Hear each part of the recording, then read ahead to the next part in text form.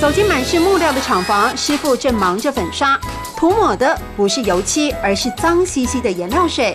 原来是拍戏用的布景。布景的东西都是代替品，你自己要去想办法用什么东西做出来，然后颜色做起来，那么完全跟真的一样。位置了。17岁入行做电影，刘立才历经国片全盛时期，不断创造导演要的时空，就像小叮当的任意门，如今想来还是过瘾。30年前吧，我们在中影有一部大戏叫《语言》，在那个平顶的山窝里面打，几乎整个村庄都把人家改头换面。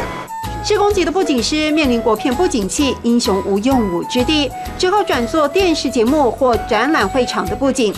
一块景片沉重万分，要搬还得靠大家帮忙。帮我一个忙的客家话。刚才我就说，老矮天数一下搬一搬。